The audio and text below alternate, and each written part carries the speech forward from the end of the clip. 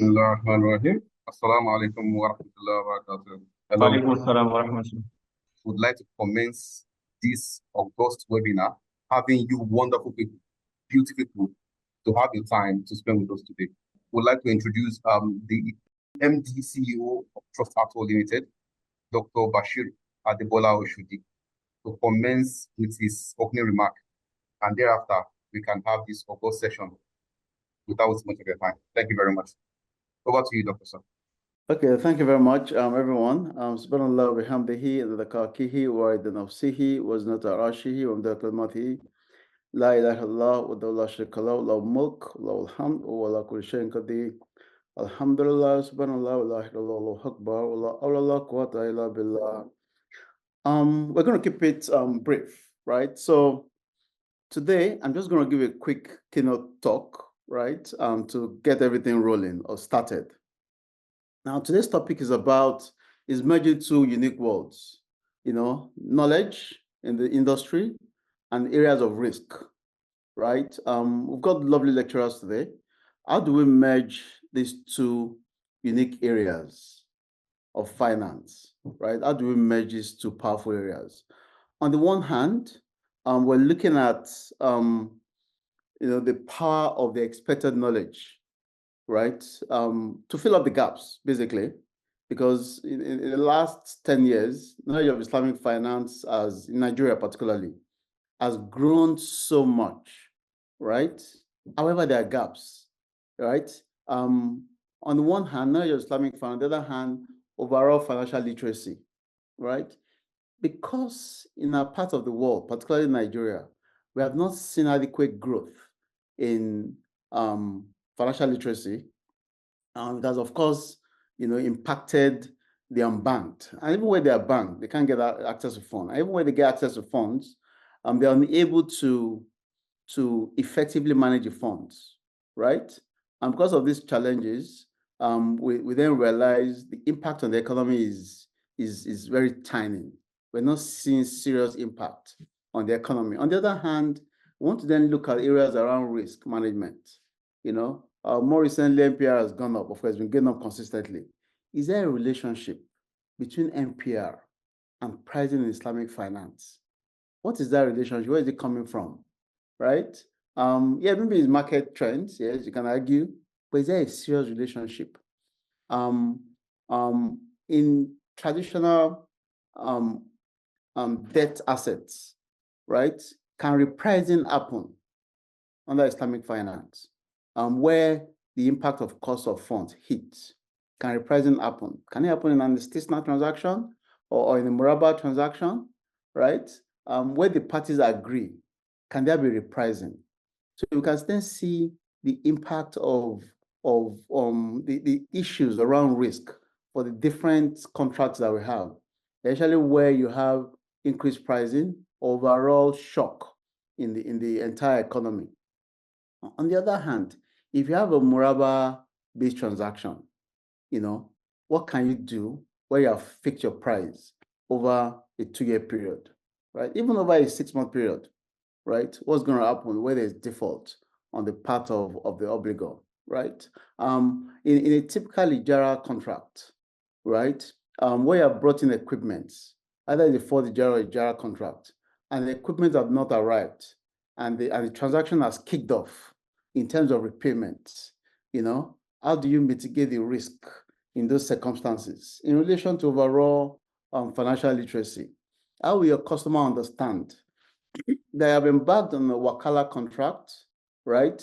Even though they've not performed at their own end, how do you then explain to the client that the cost of fund has hit you on the very first day that the transaction contract was signed, right? So we're going to listen to our speakers and see how they can help us merge or balance issues around financial literacy with core risk aspects in Islamic finance. I'm not going to give a lecture.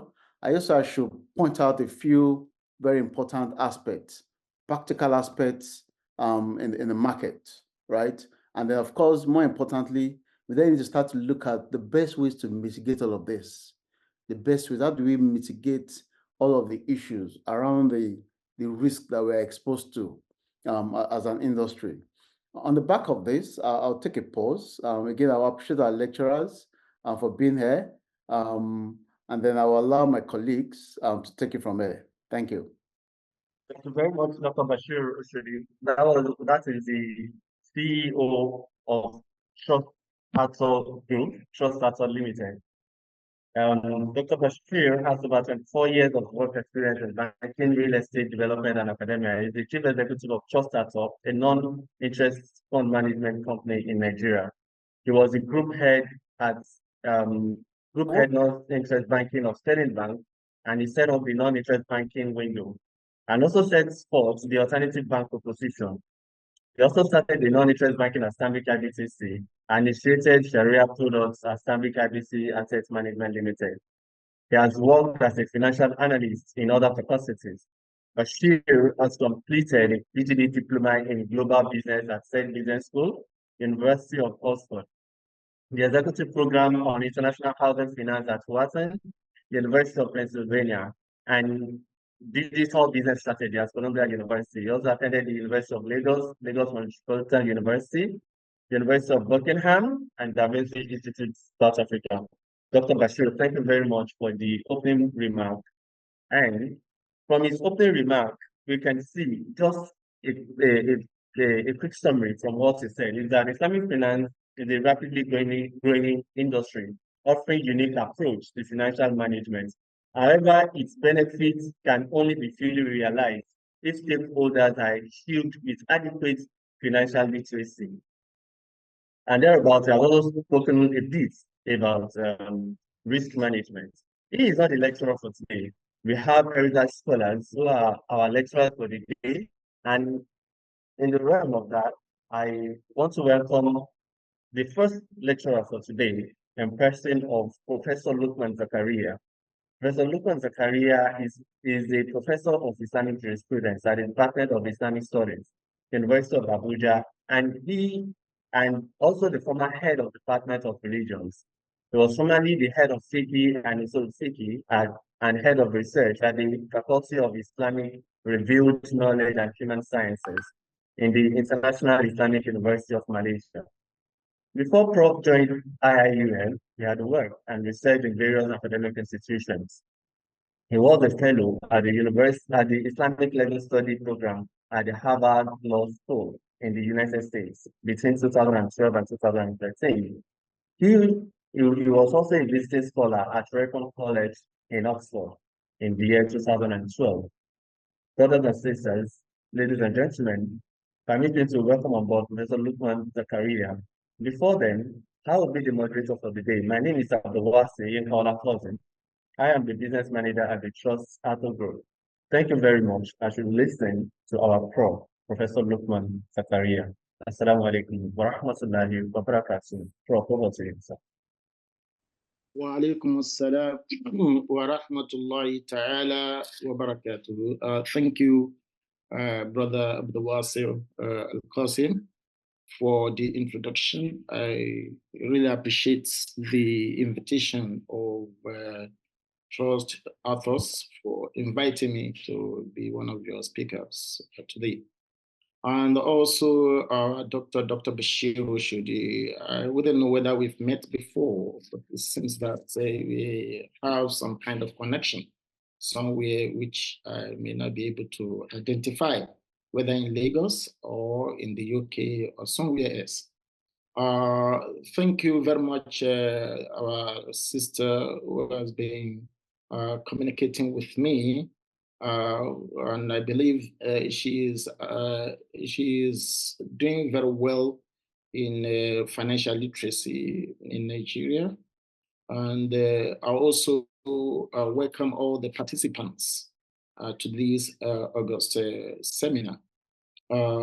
We want more of this to come from the Trust authors. Many of our people out there in the north, in the south, and in the global world.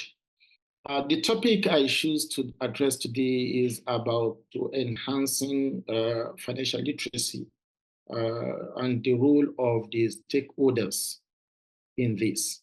permit me to say that today I may not be able to give more of the application, but I will allude to some of it, simply because my topic is to see the level of financial literacy among the Muslims, in particular in Nigeria, and also non-Muslim in general.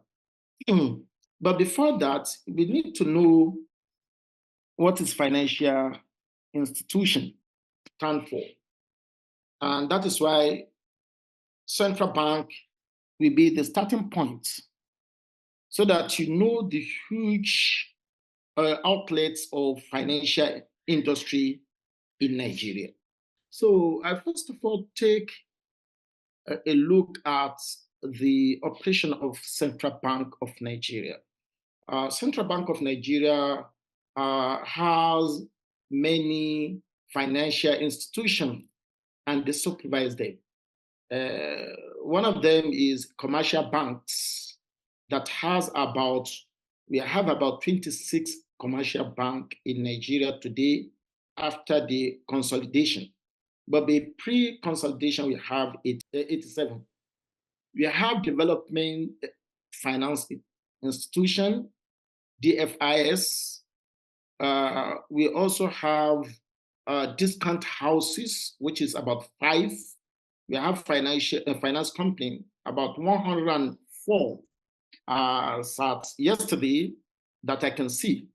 But let me quickly say that among these finance companies, we have Trinity Finance Limited. Trinity Finance Limited. We have holding company, where we have 7 of them. Stanbic is also part of them, and Sterling. We have Merchant Bank, which is about 5 in Nigeria. We have microfinance banks, which is about 721. Some of them are Islamic, some of them are just non-interest, and so on and so forth. But we have what they call non-interest banks in Nigeria, NIBS, which is today full-fledged are just 4. Jaiz, Charge, Lotus, and Sterling. And Sterling doesn't call itself Sterling Islamic Bank. They said alternative bank. And we have primary mortgage banks, which is about 32, payment service bank 4, and mobile money operators in Nigeria 17. The reason why I quickly give you the figure of these banks or financial institutions in Nigeria is to see the huge markets and how far we should learn about the operation of this and how to tap this opportunity as Muslims. But the need for financial inclusion has been raised, because when you look at these financial institutions that I mentioned, 1, 2, 3, 4, 5, 6, 7, 8, 9, 10, 11, with other, as many as hundreds branches of all these financial institutions, we barely have probably 5% that will be Islamic finance, or probably non-interest banks or financial institutions among them. So that raised the issue of financial inclusion. According to the report of CBN in 2014 and 2012, they said only 14% of the 1.6 billion Muslims all over the world use financial services offered by deposit money banks. Hence, the emergence of non-interest banking to bridge this gap is a bit to enhance financial inclusion. So when we are talking about financial literacy, the first thing was thought about was about financial inclusion, where large number of Muslims were disadvantaged. Why? Is because they are running away from riba. They don't want to involve in riba. However, what constitutes riba to the Muslims, many may not know the branches of riba. So meaning that the illiteracy aspect of Islamic finance is there. And that is why some, even if something is Islamic, they may not like to go for it. Because I know it's a bank, I don't want to deposit my money there. I don't want to do this. I don't have anything to do with banks. Until when you educate them and you let them know that, yes, it is conventional, but it has been transformed to become non-interest, which will be in line with your faith. So for Islamic financial illiteracy, one is expected to have cognitive understanding of what are the things that are prohibited in Islamic transaction, trade, contracts. That is knowledge and understanding. And also, you must know what are the types of contracts, transactions available for their need that is used. Because sometimes someone said that is a knowledgeable person in Islamic finance. But when it comes to what financial model that should be used for particular thing, he may not know. For instance, when we are talking about sukuk for infrastructure in Nigeria, you may think that, okay, murabaha can be used. How can murabaha be used for that? He may not be able to explain. Which one is better for the society than the investors? Or which one can take care of the investors and the consumers? Which kind? Is it ijara al-muntaha bit-tamlik, where the investors will put their money together to build road, very good road. They will rent it for the government. The government will take the proceeding, give it to them, to the company. The company will get their money through this ijara. And after 10, 20 years, they will transfer it to the government. And that is what they call al-ijara al-muntaha bit-tamlik. That is the lease that end with the ownership of the government. So the government will eventually have the possession of the road after 10 years of the ijara. So a Muslim, hello, are you with me? So here I said Islamic financial literacy can be in knowledge. What is about Islamic finance? You must know what is takaful. You must know what is sukuk. You must know what is the definition of mudaraba, murabaha, ijara, and their operation. And on top of that, you must know bil muharramat. Sometimes something is good in content, but in form is not Islamic. But something may be good in form, but in content is not. So the shubahat, that is ambiguity in contract, in transaction, and in any form of business may render any good services in Islamic finance to become haram. What about application? As I said earlier, structure. How do we structure ijara, sukuk al-ijara? That will suit the investors, they will not go loss, and also the government or the citizen. What about sukuk murabaha, ijara, asset-based versus asset-backed sukuk? What about deposit? Is your deposit is like a loan to the bank, or it is not a loan? So if it is a loan, do you need to get interest in it or profits if it is loan?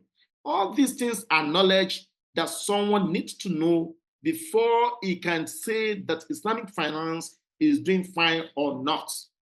So that will give us, take us to the stakeholder roles in financial literacy. Presently, we have in Islamic finance, we have stakeholders in Nigeria. And those stakeholders, I don't believe that they are just the consumer, nor the financial institution. Holistically, the stakeholder in Islamic finance could be the financial institution and also the consumers. Then the federal government, which CBN represents them, are also stakeholders. Then government agencies or financial agencies like Federal Mortgage insurance. There are also stakeholders. All of us have roles to play. In order to eliminate illiteracy in Islamic finance, we need to do more of what we are doing. According to research of 2014 done by Omoruji and Abdul Kasim, they come up with the conclusion that many of Nigerians would like to bank with Islamic banks. It means people like Islamic bank, the concepts, on the surface notes, but few were of opinion that there is no enough advertisement of Islamic finance products in Nigeria. Do you agree with me? I know Dr. Bashir Oshodi will agree with me. And many of our colleagues will agree that we are not doing enough to advertise, to sensitize, to educate the masses about the product we have. We do not go to the grassroots to explain. Maybe we are shying away from this, or we do not know how to go about it. Let me give you the present situation in terms of financial literacy and the role played by some organizations. Islamic financial institutions like Jaiz, Taj, Lotus, and Alternative Bank, yes, they are doing well, but I don't see them in the field as much as they're supposed to do compared to their other counterparts, the conventional banks, how they reach to the people outside, how they disseminate, they promote their product on the media. I don't see them doing much of this. And I think in order to eliminate illiteracy and to imbibe literacy to the masses, we need to do more of advertisements. Our product known to the masses is not very rich. Some may not know what is Murabaha or Mudoraba. Some even don't know the difference between Muraba and Mudoraba. And some even don't know what is Ijara al-Muntaha bit-Tamlik and ordinary Ijara. BOT, build, operate, and transfer. Some don't know that it has some element of Islamicity in it. They will just condemn it. No, it is conventional one. It is not. So we need to make more products or develop more products and try to disseminate the information of those products to the masses. Thanks to some of our pro bono or some companies who are financial media, we have IFIN. IFIN is doing fine in disseminating information about Islamic finance, promoting the industry. And we need to support them as well because they are doing fantastic job for us. We also have some consultancy and training firm like Bilkis, the one that I am the chairman of it. Trust authors can also be a part of them, as help is also there in Ilorin, and we have many of them. But some of them are just pro bono. They are doing pro bono work. And we need to support them to make sure that our products reach people in the market, in the places, in the houses, and they know the advantage. Because as I've told you, the masses have said that they would like to bank with Islamic banks, but they don't know what we have for them. What is our future expectation?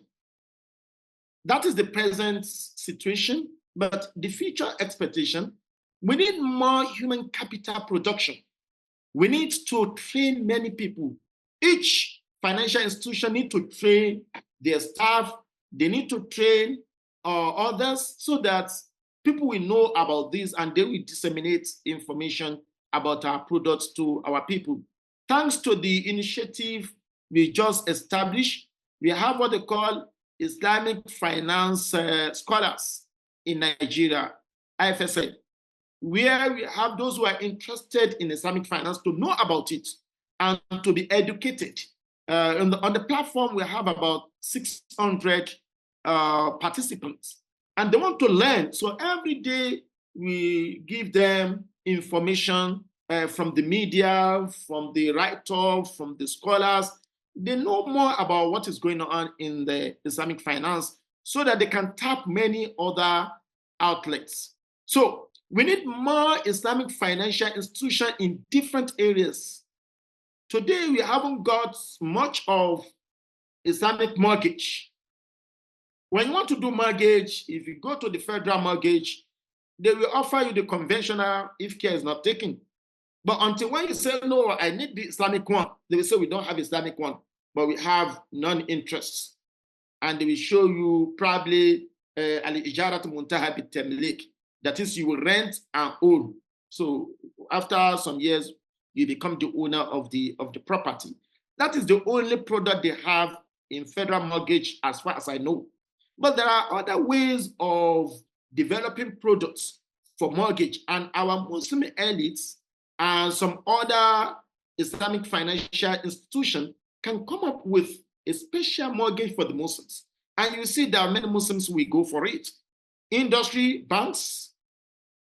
When it comes to industry bank, someone has a multi-billion investments or company, he may not be able to approach industry bank for Islamic non-interest one.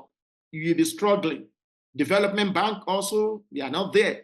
Mobile bank, many of our brothers and sisters are doing POS, but they don't know the rules of Islam in it, how to Islamize it, how to turn it to become form of Islamic products. So these things need to be emphasized and also to be disseminated to people. The last thing I have is, what is the benefit of financial literacy for the Muslims, particularly and for Nigerians? Financial inclusion is very important. When you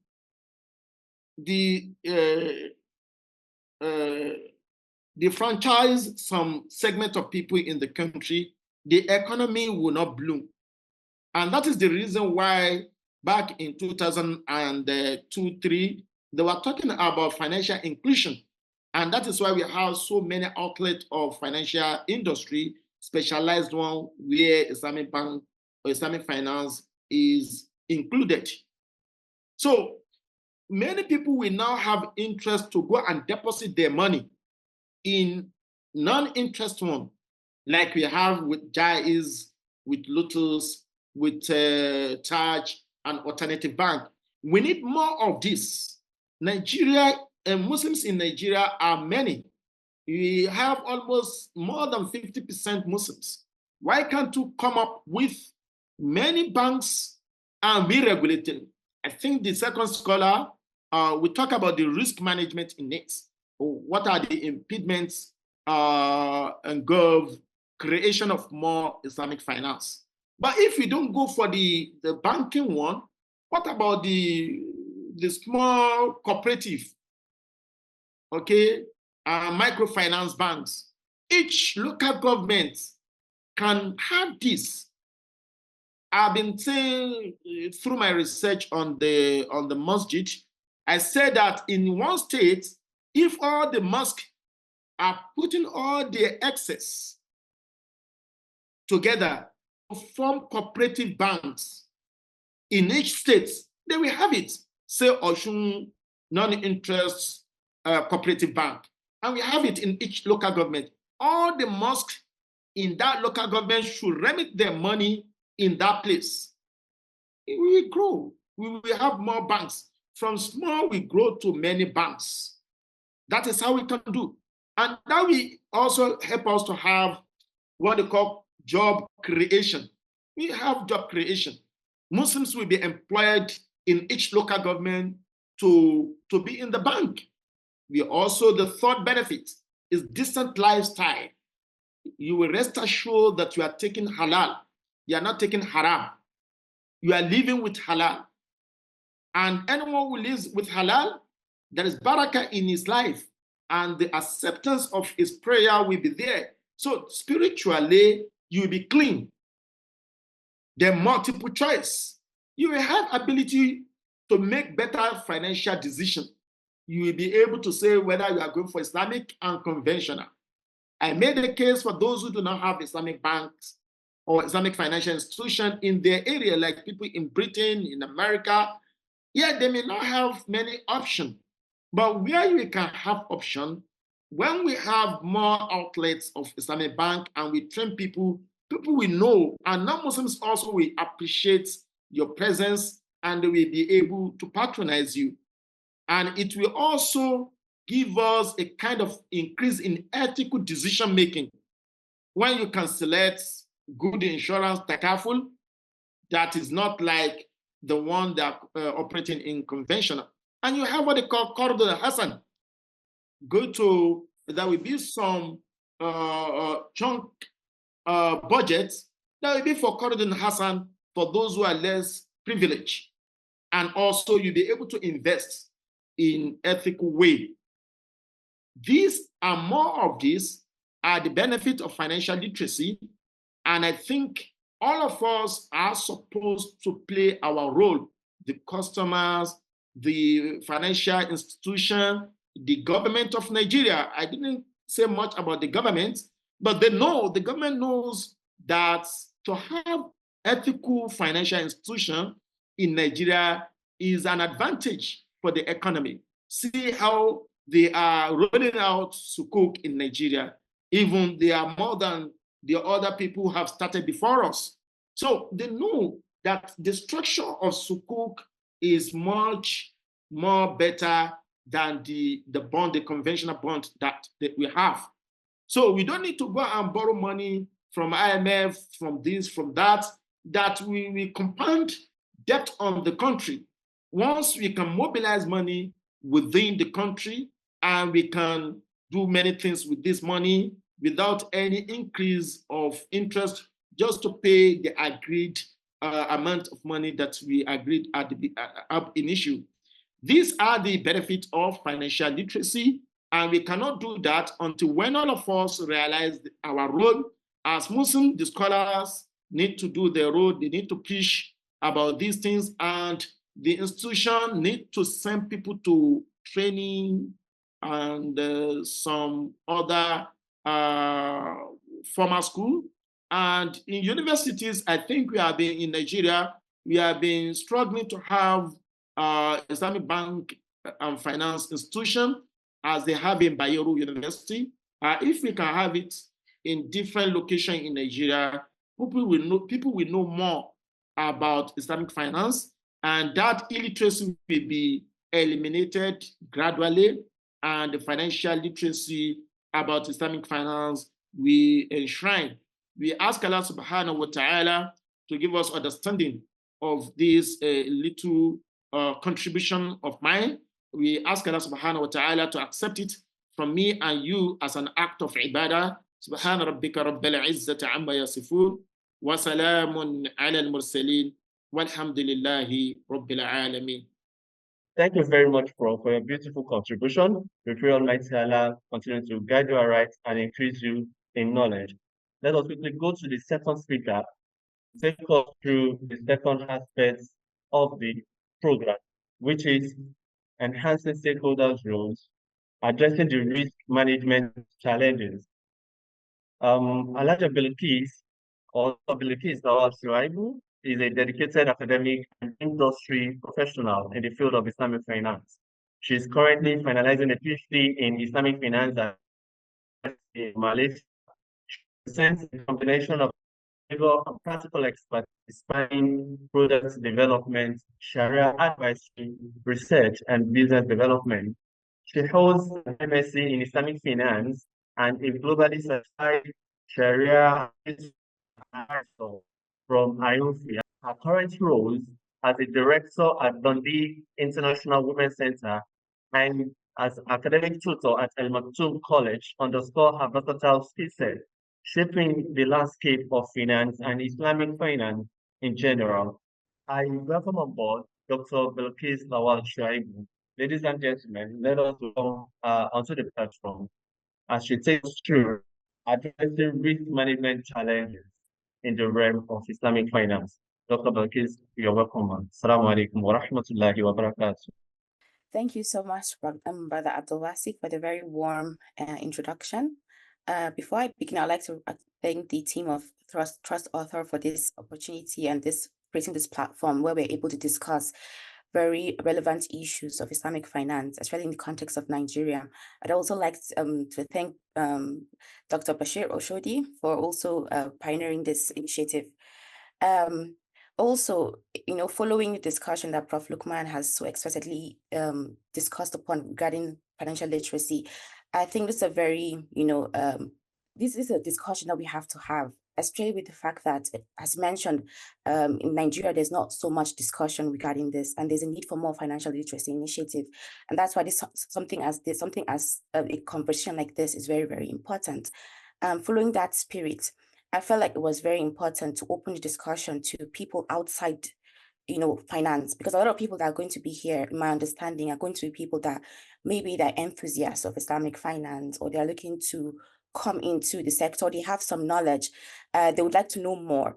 With that, I decided to, discuss risk management regarding from that perspective. So how do we, bring people that are outside the discussion into the discussion, so we're able to have more constructive discussion when it comes to risk management in Islamic finance. And with this, I would like to start my discussion. If I can just share my screen, or I'm not sure, can you kindly let me share my screen so that I can present my presentation? So following discussion, as I mentioned earlier, we're going to be talking about risk management in a very, introductory level. We'll touch on some technical aspects, but at the same time, we need to open discussion to people outside the field and people that are coming into the field.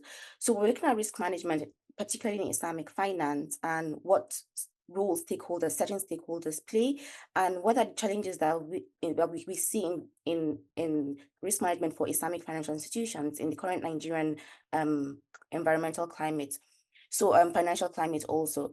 So without discussing so much, let's discuss risk management, exactly what it is and what is it, and how is it related to Islamic finance. When it comes to risk management, simply put, it's the process of financial institution being able to identify, assess, and also control their exposure to certain risks. Every financial institution has some level of exposure to different kinds of risk because of the kind of the kind of service they provide. But when it comes to Islamic finance, though they're Islamic financial institutions, they're financial institutions, so they already have the general, levels of risks that other institutions are exposed to.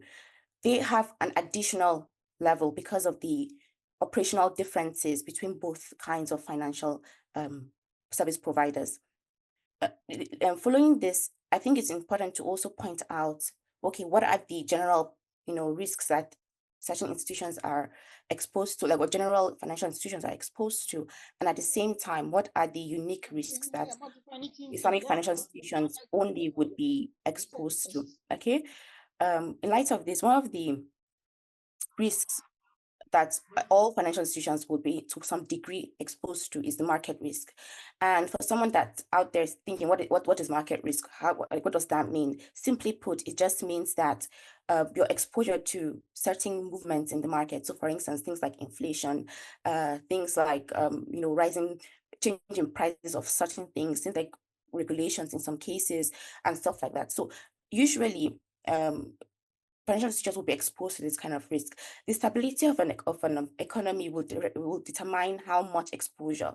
So if an economy is very stable, their system is very stable, financial institutions will not necessarily, of course, they are still exposed, but you can see that the exposure is not as severe or dire as like institutions that are, for instance, in Nigeria, that we have every single day there's something happening, you don't know what's going to happen and stuff like that. So and as it is right now, we are currently facing an increasing levels of inflation and stuff like that. So these are things that, for instance, Nigerian financial institutions will be very, very conscious of. Additionally, another kind of risk is the credit or default risk. And this is very, very important, especially for institutions, financial institutions that go into financing or or giving loans. And this is because when you finance a person or an institution or organization or wherever you're financing, you're doing so because you expect that you're going to get profit, or in the case of conventional banks, interest from that. And when your person you finance or the organization you finance isn't able to give you that, the profit or return or the interest, that is a default, and that's a risk that every financial institution that has that kind of structure would have to mitigate against and pay attention to. Another thing is operational risks, and this kind of risk that basically it's the risk that comes from the internal workings of organization, maybe from the people, human error, or also from things like fraud. For instance, I think recently, if not 2 weeks ago, Microsoft, we had a famous case with Microsoft where where people couldn't use their Microsoft applications. That would be an example of operational risk. So that is that's one of the ways. Although it affects different institutions, but now I know we're talking about from a financial perspective. But I felt it was interesting to point that out to someone that might not be able to reconcile those. So now that we've discussed the general risk, and this is a summary because they could go more. And for instance, in insurance, you can talk about underwriting risk and the likes, but this is just a summary of the major risks that all of them would be exposed to a degree. So now let's look at the unique risks that Islamic financial institutions would have to pay attention to as additional to other kinds of risks that I just mentioned. The first and the most important is the Sharia non-compliance risk. And with this, because we know that Islamic financial institutions, the main and the crux of their existence is the fact that they abide with Sharia principles. And that's the main differentiator between conventional and Islamic financial institutions. And simply put, when there's a Sharia non-compliance issue, it affects your profit, among other things, but it affects your profit. And we're talking about institutions that, for instance, you are financing, for instance, even Sukuk issuance are in millions of naira, for instance, or even sometimes billions, and sometimes millions of dollars also. So we're talking about huge amounts of money. The last thing you would want is for you to, issue a Sukuk that has or go through a financing that has a Sharia non-compliance issue, and then your profits, you have to forfeit your profit. Or maybe if you're lucky, you can restructure, but you would have to forfeit your losses, your profit, sorry. And this is, no institution wants to be in this situation. No institution wants to have to do this. A very famous case regarding this is the very, very famous Dana Gas Sukuk issuance that had a problem with Sharia non-compliance issue. And it was a big problem. And it was I think at that point, that was when it dawned on the stakeholders in the Islamic financial industry that we need to pay very close attention to Sharia non-compliance risk. And I think, in my personal opinion, I think this is one of the most important risks for the Islamic financial institutions. Another one is the displaced commercial risk. This is very much particular to Islamic banks, and that is because they do investment accounts. And how it is that usually, because investment accounts, you're doing things like mudaraba and musharaka, but there's true partnership. But because the Islamic banks, they're not really comfortable, they don't want to lose their customers. There's a risk that sometimes when there's an economic downturn, they might want to, and then there's not so much profit from this investment. They don't want to lose their customers, so they might want to put in their own shareholders' funds to kind of, cushion up the profits. And that risk is not, like, with that risk, you can see how that's going to be very detrimental to Islamic financial institutions and their profitability and their performance. Another risk is reputational risk. And this is a very interesting risk, but I genuinely feel like, because actually, it doesn't affect conventional institutions in any way. Like the reputation of an Islam, because as I mentioned earlier, the reason most people go to Islamic financial institution is because of the religious inclination, or because they feel like there's the ethical nature of Islamic banks or Islamic institutions. And because of that, there's a huge, burden of, or huge responsibility on these institutions to be able to make sure that they are actually, adhering to those principles, and there's no any problem or any, news that would go out that's against that. And the problems when there's something that goes out, for instance, famously in Bangladesh, there was the social media took on the news of potential, misconduct in Islamic banks, and that was very detrimental to the Islamic banking ecosystem. So we can see how this will not happen in conventional bank. For instance, Stanbic IBTC or if you hear things about them. So like you just continue, you still go as long as you know that, okay, your money is safe. That is all you need to know. But the moment, for instance, you hear, oh, Jais does not do something, or Jais does not do something, that would affect how people want to, interact with Jais or be customers of Jais. And that's the risk that that financial institutions that operate with the Sharia, under Sharia principles, have to pay attention to and also mitigate against. And the last risk I was going to discuss is liquidity risk. This affects both, but I find it interesting in the way it portrays itself in the individual sector. So, for instance, all of these institutions would be, to some extent, exposed to liquidity risk. And that's why, for instance, for insurance or takaful for banking, they have to have the capital reserves and so many other things, but they have to have those reserves to cushion against this, among other things that could do. But what we see is that while the conventional sector, you have tools to be able to mitigate against this liquidity risk. You have things like derivatives. You have a lot of short-term instruments that you could also, the banks or institutions could also invest in. We see the opposite in Islamic banks. In Islamic ecosystem, we don't have such sophisticated instruments, and some of them are not Sharia compliant. So what happens is that a lot of banks, especially you can see, a lot of banks will be, having a lot of capital. And what this does is that you're not able to make profit out of it. So it's actually it could affect their profitability. So I feel like it was something that, and it's a big issue because, number one, we don't have the instruments, or we don't have sophisticated instruments. And also that means that a lot of banks would have to keep their capital rather than investing them and getting some profits out of them. So these are the risks, just briefly put. But now we have to also discuss, why is it important? Why is risk management in Islamic finance important? Why is it something that we should discuss? The first thing is you have to comply with Sharia principles. You would only be able to do so if you have the risk management to ensure that you are adhering to Sharia principles. And one of those things is, for instance, every institution that offers Sharia financing or Islamic financing has to have like a Sharia audit, internal audits. In Nigerian situation, they have to have an SAC, they have to, refer to the ACE and stuff like that. So these are all things that can be done to mitigate against that. But if, for instance, organizations or institutions do not have that, you could see the chaos that would manifest when it comes to the Sharia compliance with Sharia, because people will just do what they think is right, which is not usually always right.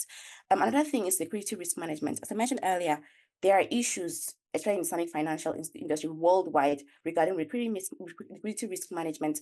But at least when you have the risk management, you're able to some degree, cushion those problems and know how to balance in some degree. Another thing is also be able to understand the unique profile and structures of Islamic financial instruments, because as it is, we have a very different we operate very differently. Our structures are very different, and they have different ramifications because of that difference. So there's a need to understand, because we have risk management, and because you're able to you're able to understand this and be able to, it will also affect your pricing also. It also affects how you price your products also. It's also the maintenance of stakeholder confidence. If, for instance, people that patronize you are saying that, okay, you're steady, you're not having any problems. We're not hearing that, okay, there's a bankruptcy, there's a bank run here, there's this issue, there's a Sharia non-compliance issue.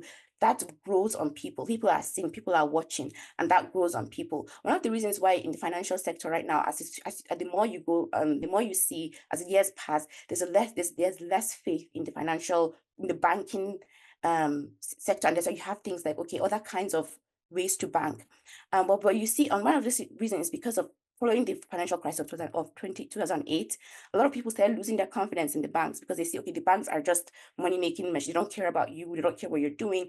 And this is just the notion that has starting to manifest in different ways. And that's why you see different kinds of platforms that do what bank does in some ways. And that thing is financial stability, because the financial institutions play a very, very large role in ensuring stability in the society and financial stability. And when you're able to have and, ensure that there's risk management, you're able to ensure and at least solidify that to a degree. Another thing is competitive advantage.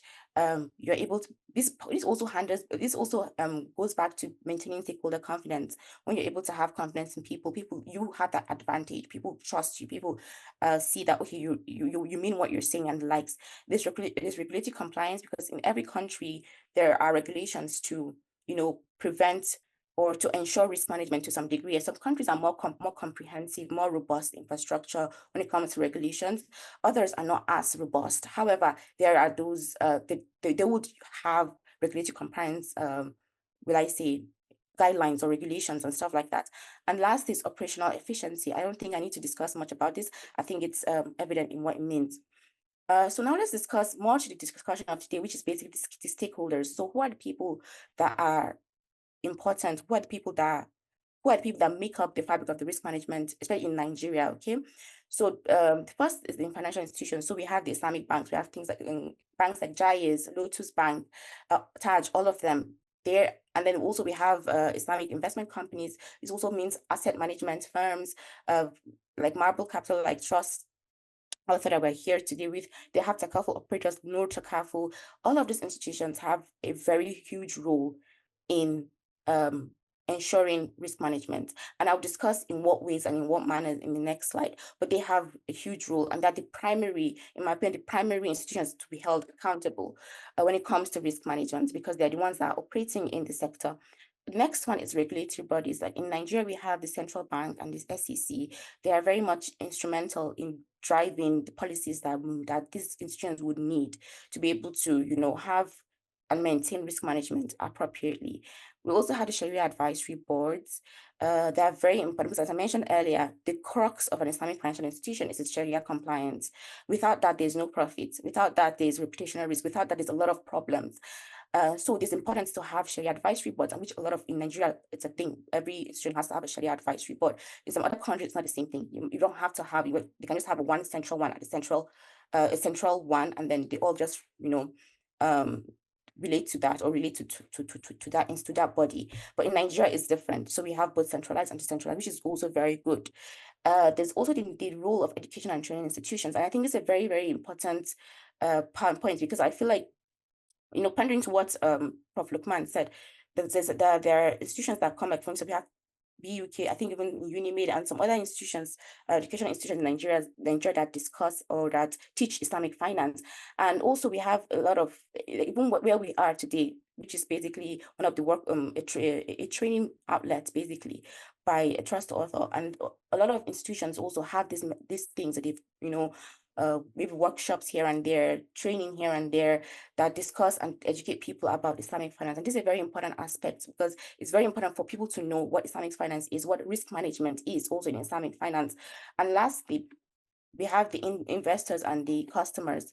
Second to last, we have investors and customers, people like you and I that would go and patronize a bank or invest in a sukuk or invest in. We need to also do our due diligence. It's not enough for us to just rely on institutions. We need to know what is necessary, what are things I need to know. So we are also on the watch out. We're not saying that we have to have deep knowledge. We have to go into understanding or what's like pricing models, and no, that's not what we're talking about. But more of like even the very, like, okay, the important things that we need to know. We need to know those things also. And last is tech providers. This are very important, because especially with this day and time that we have the digitalization, a lot of risk management infrastructure is being moved to digital platforms. We have things like KYC and stuff like this. These are things I think tech providers in Nigeria we can also do. I'm not sure to what degree. I know that in Nigeria we have a lot of tech startups and a lot of in the financial sector, but I also know that there is also still a gap that can be filled, especially for risk management. But to what degree, I'm not as certain. So the next thing also we need to discuss is, okay, these institutions that we've discussed, we have to also discuss the responsibilities that they have and what they need to do. I've mentioned some of them, but just in more detail. So for instance, financial institutions, they need to be on the top of their game. They need to understand and identify they have to know how to identify, assess, and also control risks. Not only, general risk, but also risks that are particular to Islamic financial institutions. They need to know this and they have to understand this. They also need to know like risk mitigation strategies and be able to implement them, and also be able to control and audit this. When it comes to regulatory bodies, there's an importance for them to be able to have policy formulation and enforcement. So it's not enough to just issue guidelines, but they also need to enforce this guidance. But also there's a need for discussion too, because most times what happens usually is that not most times, but in some cases, what happens usually is that there's a disconnect between regulators and industry players, where the regulators do not really especially with things like Islamic finance, which is very in the Nigerian ecosystem, it's still relatively new. So there are a lot of things that could be happening on the ground, and regulators are not really as conversant of how the practicalities of it. So there's needs for discussions, and okay, this is what you need, or this is how we can help regulatory wise. There's also need for supervision and monitoring. So it's not enough to just implement, but you need to also supervise. And that's how we have, like, for instance, in the IFSB, they have like guidelines for monitoring and supervision, how these organizations can be monitored and supervised adequately. And there's also promoting financial stability, because these regulators' job from a regulation point of view to ensure that they have the right policies that would strengthen the financial institutions to ensure financial stability. And there's Sharia advisory, and with that, Sharia compliance assurance. You also have to be very very on the game to ensure that they have the guidance on risk management, for Sharia risk. And then there's the educational institutions and professional bodies. So having discussed the roles of stakeholders in this whole aspect, we also have to now discuss, particularly in Nigeria's ecosystem, what are the challenges in risk management within the sector. And first of all, there's the external risk beyond control. And I say this because of the current climate that we find ourselves in Nigeria right now. We're in a very I think, especially as a Nigerians, if you're Nigerian here, you can understand where I'm coming from. In that, first of all, we are going through inflation, serious levels of inflation. We have political insurgencies, we have corruption, a lot of things that are happening right, left, center, and every single time there's something new that's coming up. And these are risks that institutions have to pay attention to be able to model their in their scenario and sensitivity analysis. So you want to do an analysis of, okay, what are the market risks, for instance, operational risk, or the risks that are going to be exposed to some degree. You need to be able to predict. Yes, and it's easier to do that when there's a stable economy or a stable market, when you're operating a stable market and a stable economy. But when you're not operating in that, it might be a bit difficult to be able to predict what could happen in the next few months or the next year. It might be a bit difficult to do that. So that are risks that are external and they're beyond a person or the institution's control. There's nothing much they can do about it than try their best to, circumvent the occurrence of it. Another thing is resource constraints. This is basically, okay, when we talk about things like the infrastructure we have currently, both in every regulatory infrastructure, educational, even the research, from the research point of view, from the capital market point of view, just generate these constraints in resources. And we don't have, I'm not sure there's much investments to try to, put that and develop those issues. Another one is the developed capital markets. Currently, Nigerian capital markets, we are doing good, but I think we could do better.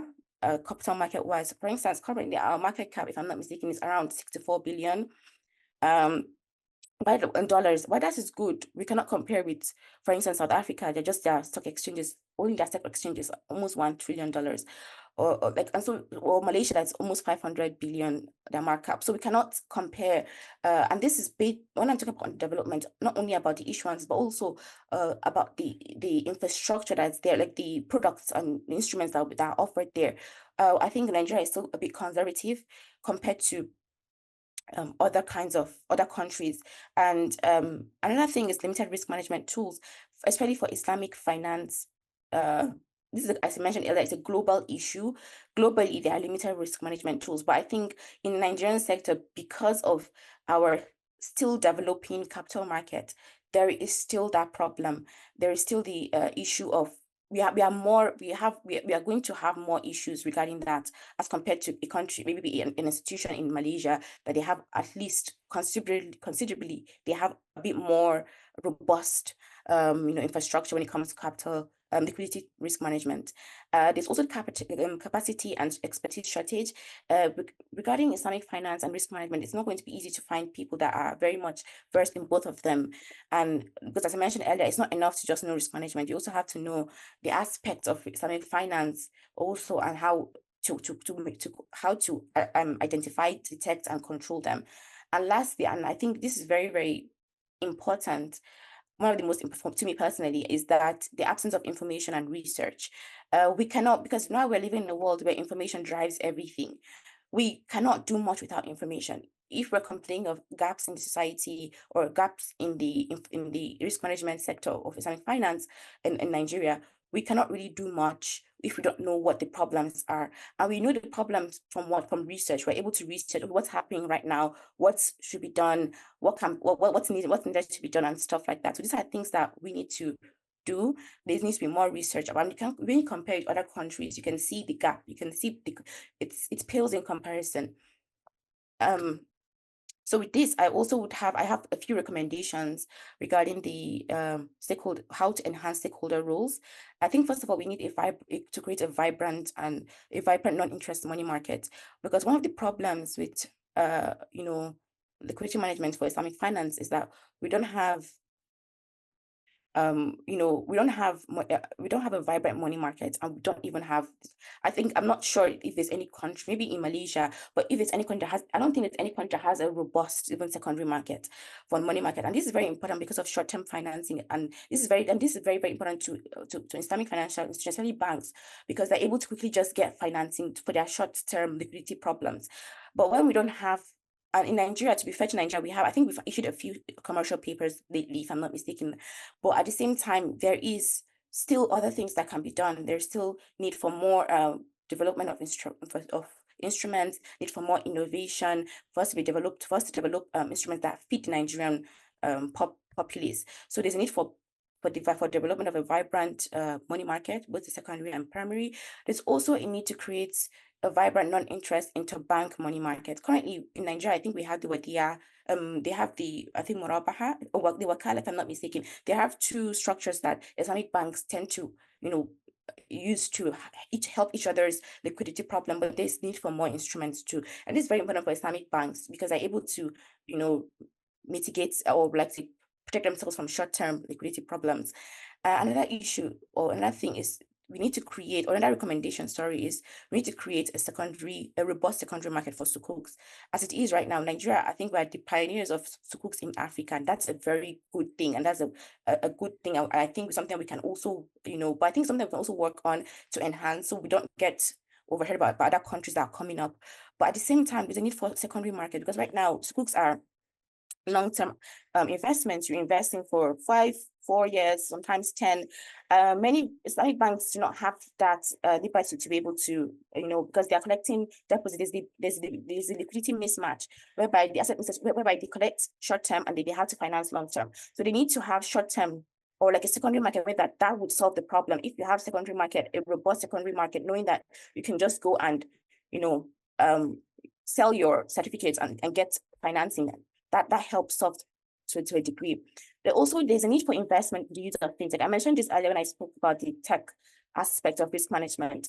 But you can see, I think last time I checked, which was like 1 year ago, when you go to open a bank in Nigeria, up to now, you still do it form-wise. Yes, you get the form, but the KYC, apart from the BV, and the KYC is still to a degree a bit manual. But I think that there's a need for things like KYC. There's a need for fintech to come in to push that, something as simple as that. Also things like credit score. I know like recently there's a new regulation, a new movement regulatory wise to push credit scorings and stuff like that. But it's something that fintech can also take on. And I don't mean to sound a bit like, okay, Nigeria, there's a lot of things that we can do, a lot of things and stuff like that. I know it's still a gradual process, but I just felt like there's an opportunity to open discussions as to, what could be done and stuff like that.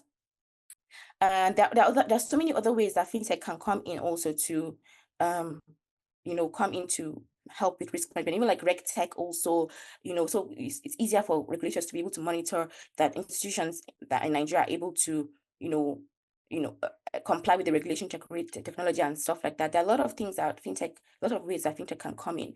Additionally, there's the increase we need to increase training and capacity building.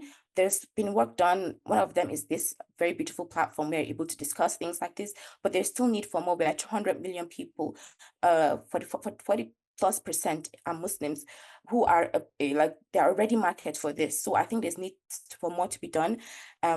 There's also regulatory infrastructure. Our government is trying, the central bank is trying.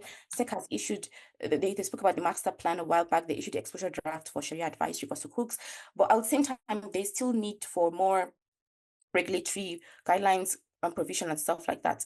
And also one other thing I found interest of, like one of the other regulation and recommendation, sorry, is need for us to build our credit score. I know this is a bit, it's a bit less an ambitious plan, because I understand that with credit scores, to increase your credit rating, there are a lot of things that come into that.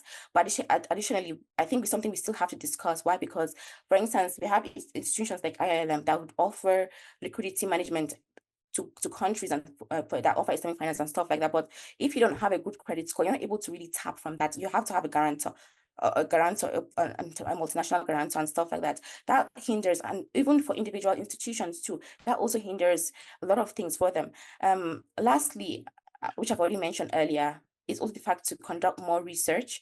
We need more research. We need more academic like people to pursue the risk management of Islamic financial institutions in Nigeria. There are a few out there, not only academic, even like just normal articles, and need for that to be able to identify the gaps, know what's happening currently and stuff like that.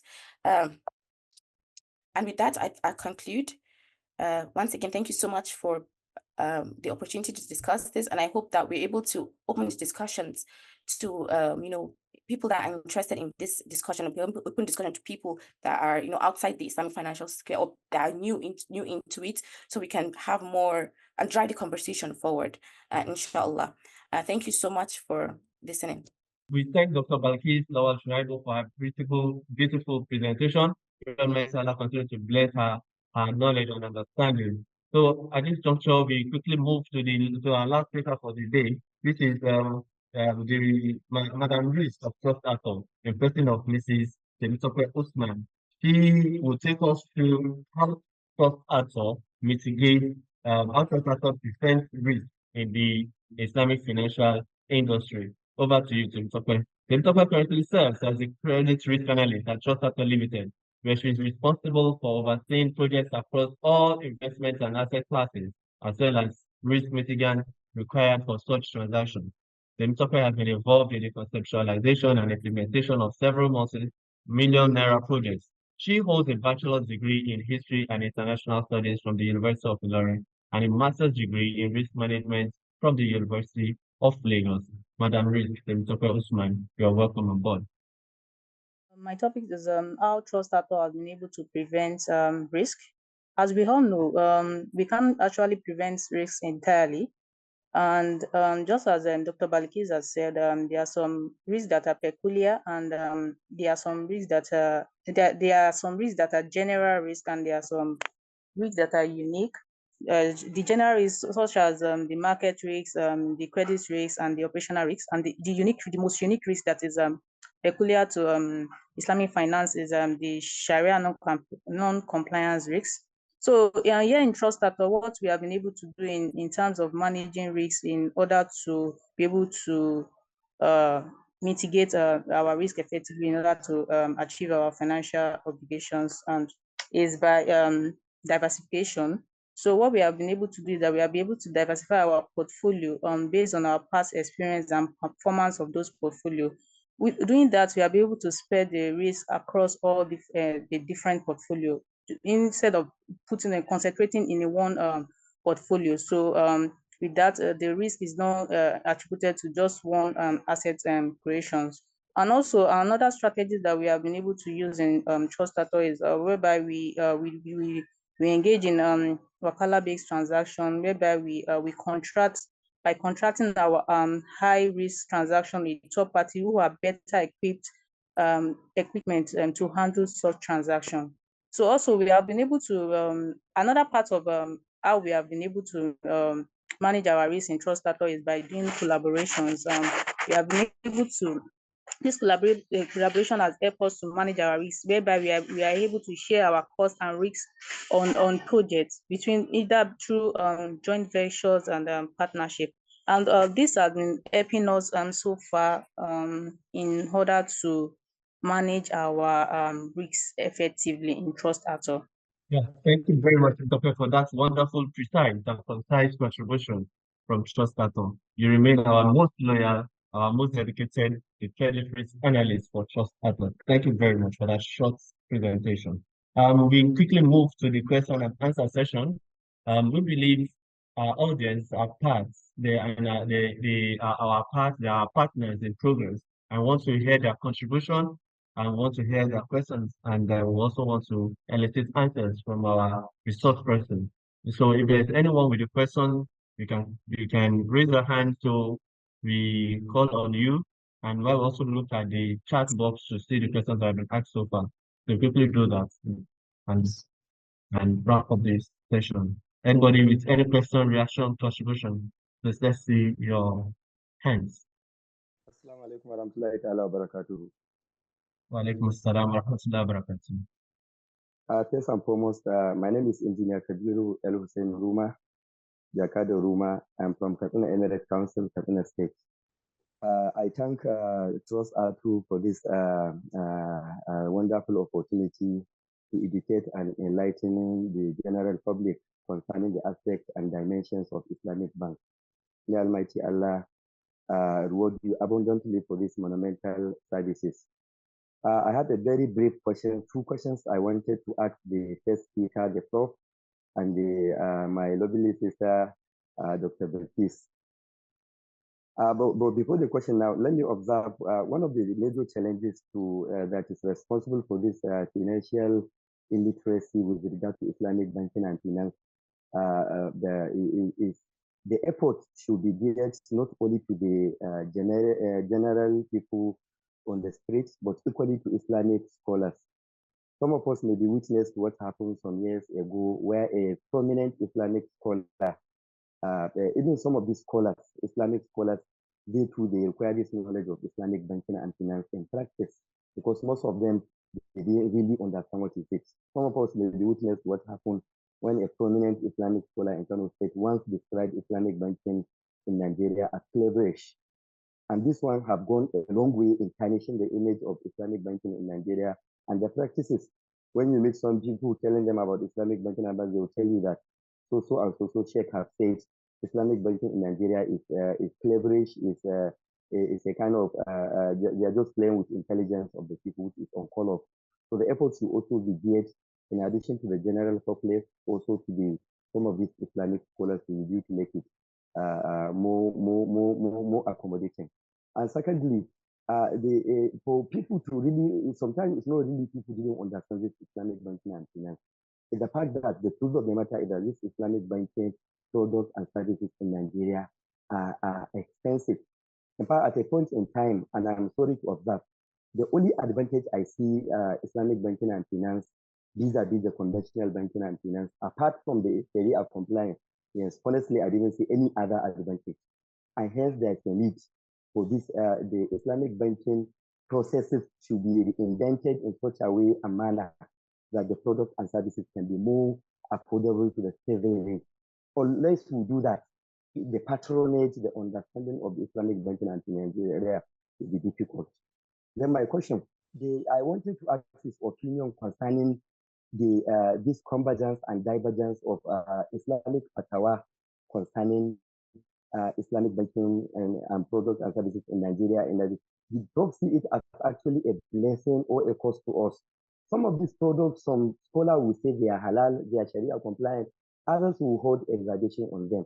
And to me, this go a long way in impacting negatively on the very foundation of this banking and services. Thank you. Any other contributor or question and answer, please? What Imam Shafi'i will allow to be Sharia compliance, Imam Maliki will say it is not, based on their own source of law and their approach or methodology in dealing with issue. So for that reason, there is no any problem if you have some scholars who say something is not halal and you believe it is halal, what we need in Nigeria is standardization, which I think the central bank is doing very good in that, to have modus operandi of how to do business in Islamic finance. Once that it is established and it is passed to law, I think anybody can say whatever they like. But our job as scholars, especially those who claim to be Islamic finance scholars, the responsibility is to reach out to people and to explain, and also the financial institution to support them in terms of financing, sponsoring, training, and some seminars, some workshops, and even public sensitization. This is what we need. Malaysia also went through this problem before they become global recognized in Islamic finance. Even till today in Malaysia, you see someone who do not, someone who doesn't believe in some product in the bank, deposit or not deposit, they will not accept it. But the bank is running and they are doing more job in terms of sensitization, and they are expanding their scope. This is what we need in Nigeria if we want the literacy to be established and the illiteracy to be eliminated. All of us need to work together from the top to the bottom, especially those who are in academic. I think we need to do more to have more courses on Islamic finance for our students who are graduating in Islamic studies. Today, we lack of it, unfortunately, and I pray that in the nearest future, we see more holistic scholar who will graduate with Islamic finance knowledge and also Islamic source of law knowledge. Thank you very much. Thank you very much, sir. Yeah, thank you very much, sir. Thank you for that wonderful contributions. Haja Bilkis, over to you, the question, your own question, man. Thank you so much for that question. It was very insightful. I think it's something that, as I said earlier, it's add to the discussion of what we're talking about today. Regarding, if I understand correctly, it's talking about, or you're asking about how do banks, traditional banks as it is, how do they, compete with the current technological providers, like for instance, digital wallets, providers of digital wallets, payment systems, and the likes. Yes, they do serve as as competition. Why? Because they're able to make it much easier for people to access and do things financially. But at the same time, I think there's still that place where they work in different spheres, in the sense that banks are heavily regulated. They provide, if properly done, they provide that stability that technological providers might not really have as it is currently. The way I see it moving forward is going to be for banks to actually incorporate more tech. They shouldn't just rely on how things are done traditionally. Now everybody's moving more to use more tech nowadays, and so banks need to see that and how to incorporate. And many banks are doing so. Now we have things like mobile banking, online banking, and the likes. Yes, there can be more that can be done, but we also have digital banks also starting. In some part of the world, you'd see some banks would also close some offices down and just put everything online, and then you have places that people don't even have to come.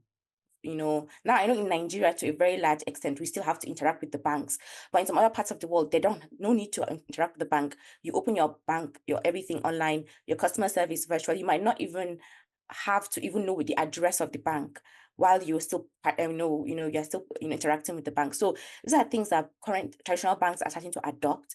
I think to see if there's going to be any disastrous effects, I think we can see like the future would tell, because it depends on how adaptable these traditional banks are and how they're able to tweak their operations and still incorporate more tech. If they're able to do that perfectly, I don't think there's going to be they're going to take more. I don't think the tech was going to take more market share from them. I think it's going to be like competition on who provides the best service, who provides the best product. It will now be like an equal playing ground, if I might say that. But that's my little opinion about this. But yeah. Thank you very much for the answers you have provided to the question.